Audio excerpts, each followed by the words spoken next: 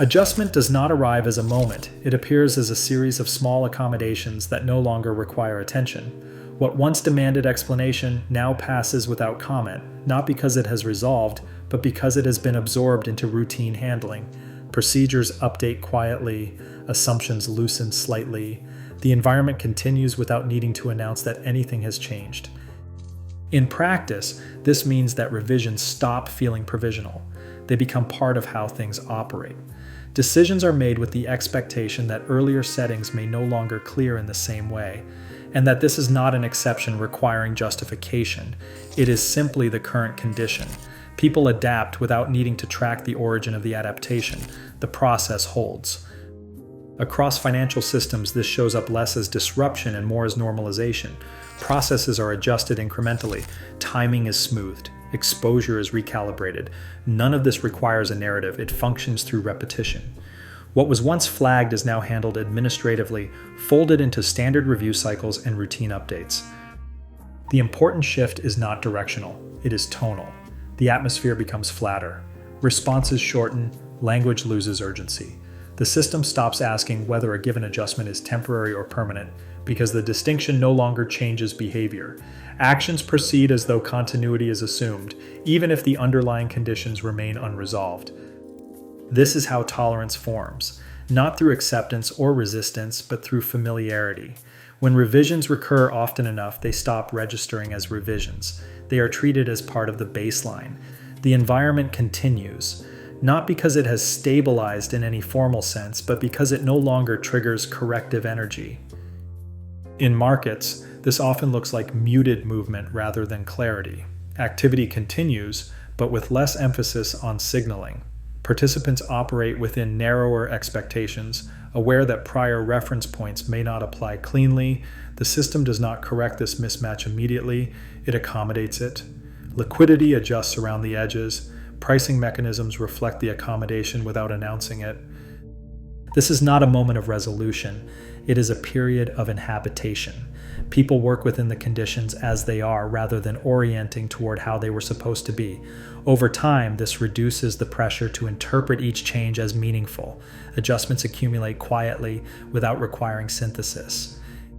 Institutions tend to respond to this phase by formalizing what has already become routine.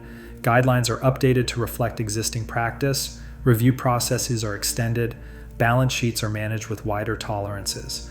None of this signals escalation. It simply acknowledges that the operating environment has shifted enough to warrant administrative alignment. The absence of emphasis is the point. When revision becomes ordinary, it no longer draws attention to itself.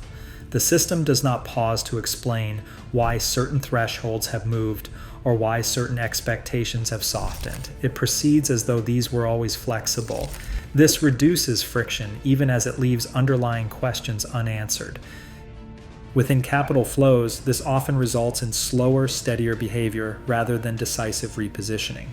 Allocation choices are made with an awareness of constraint, but without urgency. The emphasis shifts from optimization to continuity. Activity persists because stopping would require more justification than continuing. Over time, this produces a long middle stretch where nothing appears to resolve, yet nothing demands immediate correction.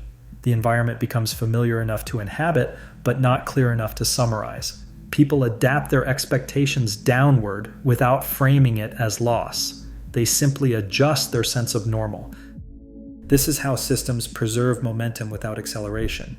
By allowing ambiguity to remain ambient, they avoid triggering reactions that would force clarity.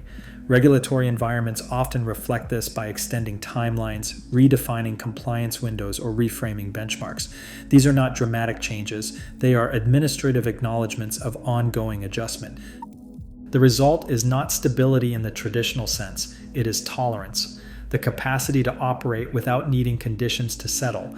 Revision is no longer treated as a problem to solve, but as infrastructure to work around. Economic systems continue to function, not because tensions have been resolved, but because they have been normalized. In this phase, attention shifts away from interpretation. There is less appetite for explanation and less reward for insight. What matters is that processes continue to clear sufficiently to allow routine operation. The system does not seek coherence, it seeks adequacy. This can feel uneventful from the outside. Activity continues at a low, even temperature. There are no obvious inflection points, no signals that something decisive is approaching. That absence is not a failure of perception, it is a feature of the phase. Investment activity during this period often reflects restraint without retreat. Positions are maintained with modest adjustments. Risk is managed through spacing rather than avoidance. The emphasis is on keeping options open without needing to act on them. This supports continuity without committing to a direction. As repetition accumulates, the environment becomes easier to inhabit. People stop monitoring for signs that things will return to a previous state, not because they have concluded that it will not happen, but because that question no longer affects day-to-day operation. The system functions within what is available. This is how provisional outcomes become ambient. They persist long enough to lose their provisional character. The distinction between temporary and permanent fades, and it is replaced by a more practical orientation. This is how things are handled now. No announcement is required. There is nothing here that needs to culminate. The continuation itself is sufficient. Adjustment remains routine. Revision remains ordinary. The environment holds not by resolving its tensions, but by absorbing them into the background of ongoing activity.